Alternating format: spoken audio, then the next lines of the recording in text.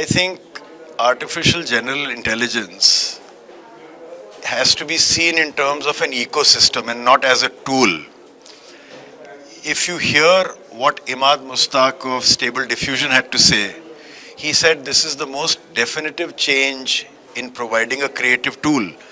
But if you compare Stable Diffusion to, let's say, any other package in the past, it more or less does the same things, but the speed, the sophistication, and the automation that it enables is far ahead of what anything else in the past has achieved.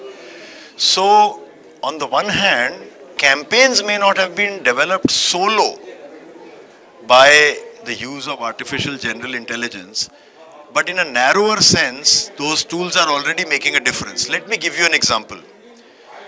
The traditional format of development of a campaign is that the agency or client will talk to the principal. They will develop an insight, then there will be a process of iteration. A key visual will be developed, a script will be developed, a mood board will be developed, etc., etc., etc. Therefore, the client is buying agency time. We are paying for creative hours.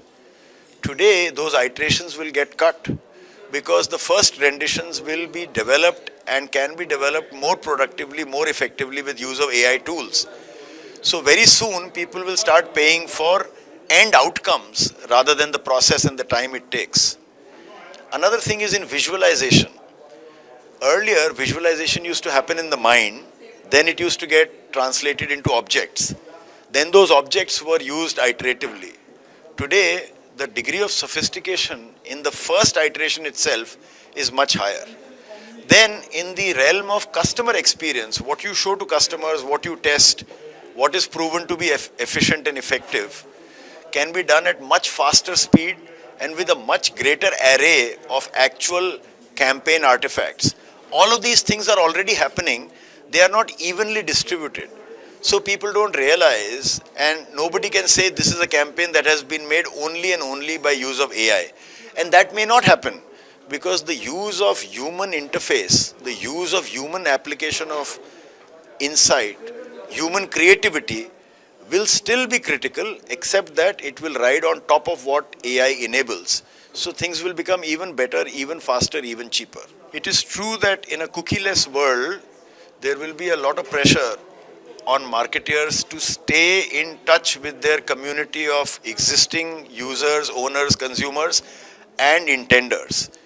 But for a business like Tata Motors, it is a easier transition because we are already dealing through CRM means with our existing customers who are fleet owners, mechanics, financiers. There are so many stakeholders where our telematics platform is able to give them very rich analytical insights.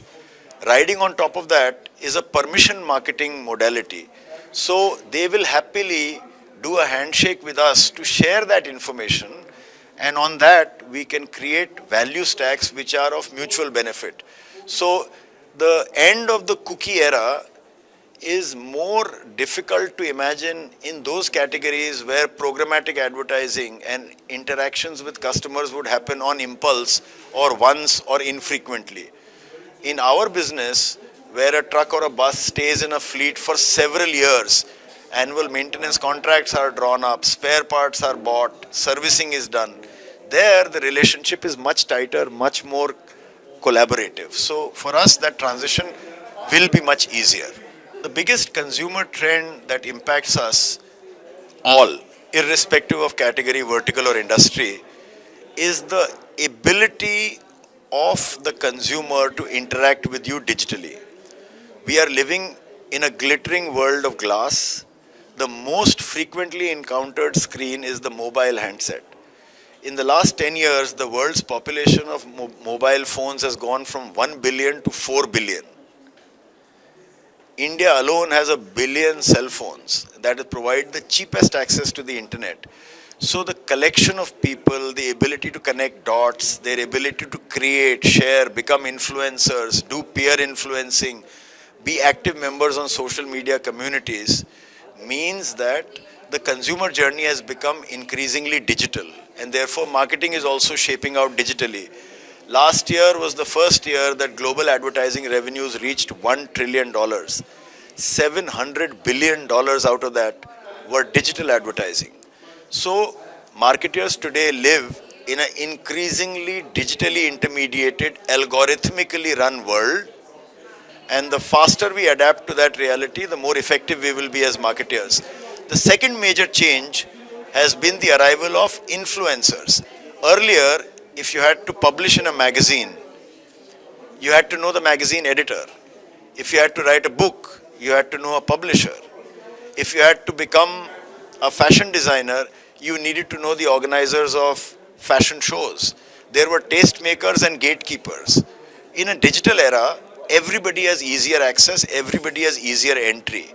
But that also means that there is a multiple time more of content coming in, so the content quality overall can get lower. But those who are successful will be able to make use of digital tools and enrich their journey as professionals, as curators, as originators.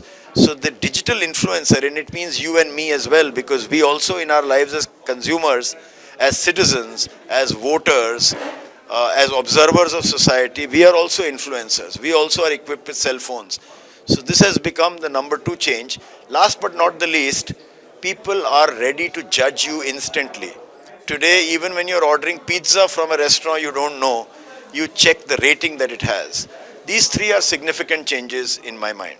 No, I think if that is, firstly, I don't think there is a distinction between marketing and entertainment. All great marketing should be engaging and entertaining. Otherwise, it is just information. Advertising means I have to have permission from you to enter your mind, enter your life. And if in that transaction I entertain you, I engage you, I inform you, I inspire you, I motivate you, that is the bare minimum that marketing should do. And when we say social media, suppose you're sitting in a restaurant with friends and I draw a chair and sit next to you and start telling you about some products. How would you feel? So if I'm interrupting you, if I'm coming to you, the least I should do is to inspire you, to educate you, to inform you, to impact you. And I think the use of these internet tools, ad tech, modalities, can make it a much richer environment both for consumers as well as for marketers.